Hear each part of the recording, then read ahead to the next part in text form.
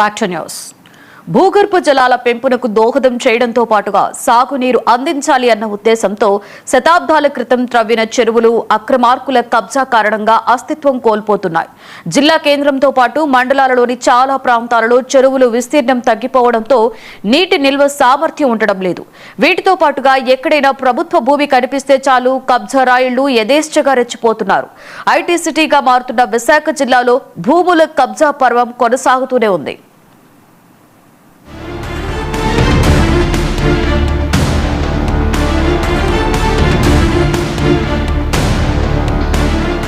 విశాఖ జిల్లా పెందుర్తి మండలంలో ప్రభుత్వ భూములపై కబ్జాలు రోజురోజుకు పెరుగుతున్నాయి. చెరువులు, వాగులు, గడ్డలు అన్న తేడా లేకుండా ఖాళీ స్థలం కనిపిస్తే చాలు అక్రమంగా ఆక్రమించి రియల్ ఎస్టేట్ వ్యాపారం సాగిస్తున్నారు కబ్జాకోరులు. తాజాగా జీవీఎంసీ 95వ వార్డు పరిధిలోని లక్ష్మీపురంలో రాముడి చెరువు బఫర్ జోన్ను ఆక్రమించి ఫ్లాట్లుగా మార్చి విక్రయాలు జరుపుతున్న ఘటన స్థానికంగా చర్చనీయాంశమైంది.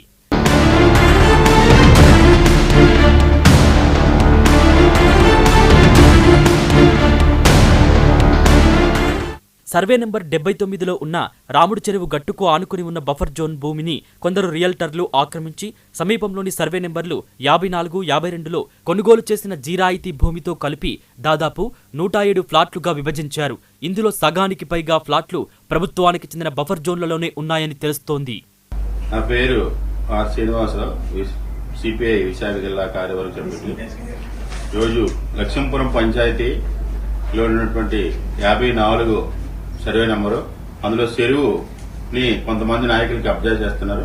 దాని రెవెన్యూ అధికారులు కనీసం పట్టించుకుని చూడట్లేదు. దానివల్ల చాలా మంది ఇబ్బంది పడుతున్నారు. చుట్టుపక్కల కొనుక్కునే వాళ్ళందరూ ఇబ్బంది పడుతున్నారు. కాబట్టి వెంటనే తక్షణమే ఎమ్మెల్యే గారు కలెక్ట్ చేసుకుని దాన్ని క్లియర్ చేయాలి. ఎందుకంటే చెరువులు ఇప్పుడు సుప్రీంకోర్టు ఆర్డర్ ఇచ్చింది, చెరువులు ఎక్కడ కబ్జాలు అవ్వకూడదని. ఎమ్మెల్యే గారు చెప్తుంటారు చెరువులు గడ్డలు అంటే అయితే అదే రావద్దని. కానీ కబ్జాలు అయినప్పుడు మీ దృష్టికి వచ్చినప్పుడు దాన్ని సరిచేయకపోతే మీరు ఎన్ని చెప్పినా సరే వేస్ట్ అవుతుంది. కాబట్టి మేము కమ్యూనిస్ట్ పార్టీగా ఒకటే చెప్తున్నాం, దాన్ని వెంటనే దాని మీద చర్యలు తీసుకోవాలి. రెవెన్యూ వాళ్ళ అధికారులు ఎవరూ పట్టించుకోవట్లేదు. మీరేనే దాని మీద చర్యలు తీసుకుని, లేదంటే కమ్యూనిస్ట్ పార్టీ సిపిఐగా దాని మీద పోరాటం చేయవలసి వస్తుంది. కలెక్టర్ గారి దృష్టికి తీసుకెళ్లవలసి వస్తుంది. దాన్ని వెంటనే మీరు చర్య తీసుకోవాలి. అయితే ఈ అక్రమాలపై గతంలోనే రెవెన్యూ అధికారులు నోటీసులు జారీ చేసి బఫర్ జోన్ భూమిలో ప్లాట్ల విక్రయాలు చట్టవిరుద్ధమని స్పష్టం చేశారు. అయినా రియల్టర్లు వాటిని పట్టించుకోకుండా దందాను కొనసాగిస్తున్నారు. చెరువుగట్టు వరకు రోడ్లు వేసి ప్లాట్ల విక్రయాలు జరపడం మరింత వివాదాస్పదంగా మారింది.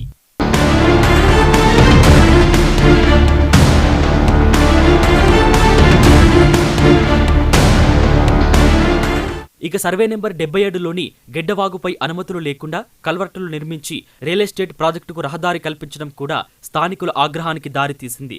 ఈ విషయంపై పలుమార్లు ఫిర్యాదులు చేసినప్పటికీ అధికారులు స్పందించకపోవడంతో అనుమానాలు వ్యక్తమవుతున్నాయి.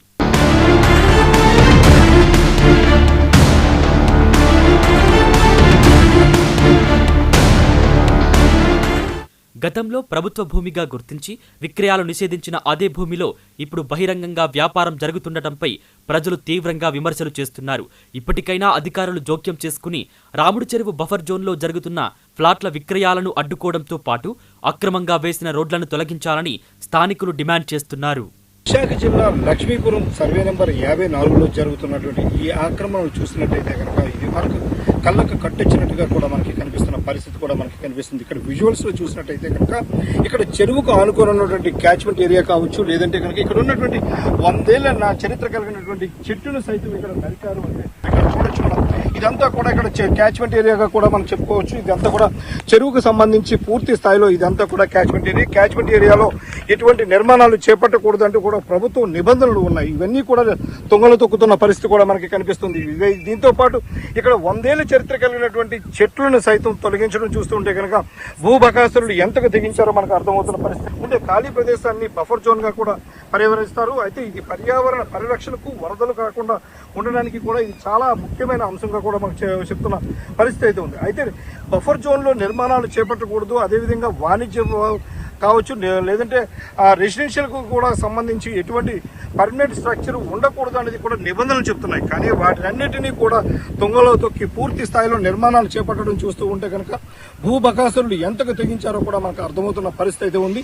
దీనిపై గతంలో కూడా ప్రభుత్వానికి సంబంధించి ఇక్కడ ఉన్న స్థానికులందరూ కూడా ఈ బఫర్ జోన్ ప్రాంతాన్ని ఆక్రమిస్తున్నారంటూ కూడా వీటిని కాపాడాలంటూ కూడా చెప్పినప్పటికీ కూడా అధికారుల నిర్లిప్తత అయితే ఇక్కడ కొట్టొచ్చినట్టుగా కూడా మనకి కనిపిస్తుంది.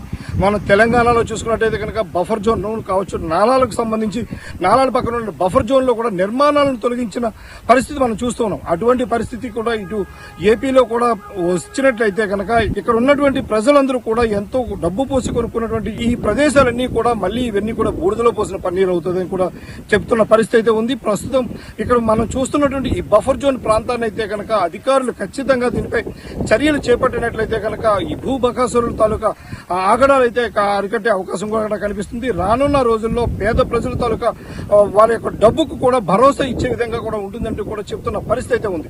అయితే ఎప్పటికైనా సరే అధికారులు నిర్లిప్తత వీడి రెవెన్యూ అధికారులు కావచ్చు, ఇటు రెవెన్యూ సిబ్బందితో పాటు ఇక్కడ మొత్తం భూగర్భ జలాలకు సంబంధించినటువంటి కూడా ఈ చెరువులకు సంబంధించి ఈ మొత్తం ఓవరాల్ గా అధికారులందరూ కూడా దీనిపై చర్యలు చేపట్టాలి. అదేవిధంగా చూసుకుంటే దీనిపై కొత్తగా వచ్చినటువంటి కలెక్టర్ కూడా అభిషేక్ కిషోర్ కూడా దీనిపై చర్యలు చేపడతామంటూ కూడా చెప్పిన పరిస్థితి అయితే ఉంది.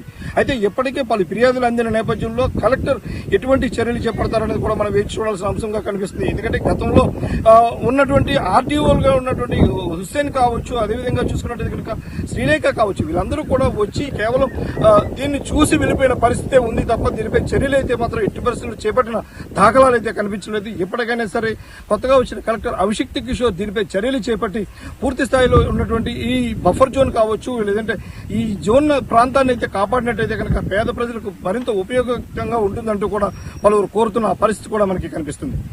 కెమెరా పర్సన్ ప్రసాద్తో డిపి నాయుడు, 99 టీవీ, విశాఖ.